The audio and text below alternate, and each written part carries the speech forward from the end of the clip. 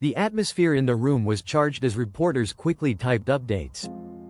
Analysts engaged in discussions about the significance of Trump's announcement. During a press conference, Secretary of State Antony Blinken approached the podium.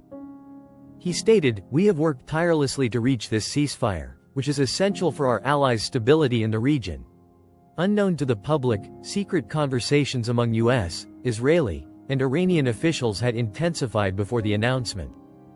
As cameras clicked, the world watched anxiously. Trump emphasized unity during this critical moment, saying, "We must all stand together for peace." He believed that cooperation could pave the way for a sustainable resolution. Blinken spoke again, underscoring diplomacy's importance in these hazardous situations. He urged nations to uphold the ceasefire and avoid actions that could threaten progress.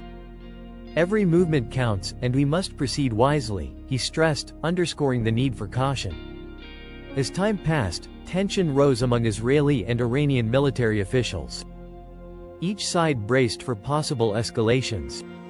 Reports indicated increased troop movements along the borders, while strategists examined previous conflicts to predict future actions. In Tehran, officials held urgent discussions about their response.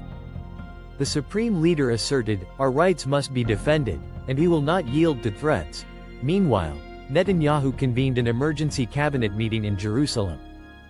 They discussed whether to sustain the ceasefire or respond forcefully to provocations.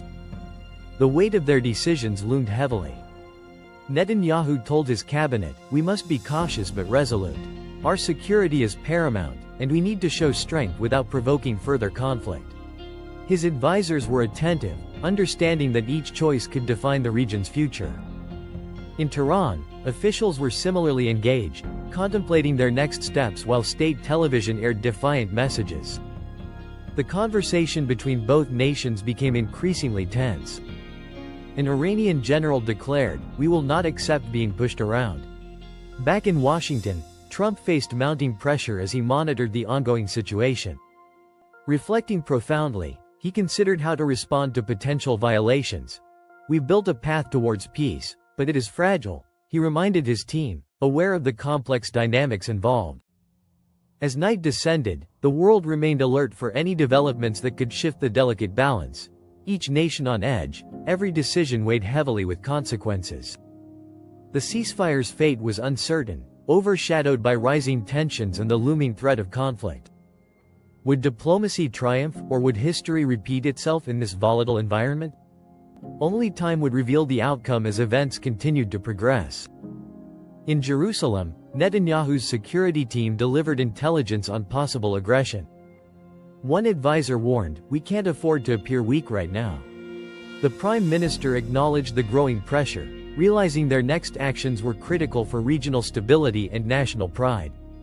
As the sun rose over the Middle East, both sides prepared for what lay ahead, exchanging glances filled with suspicion and determination.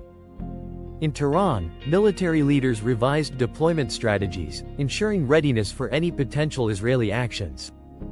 Meanwhile, the countdown toward the ceasefire's start grew ominously louder, heightening the tension. Would the world witness a peaceful moment, or would the delicate truce spiral into turmoil? As days unfolded, the world remained alert, balancing skepticism with the hope that true peace could arise from the turmoil.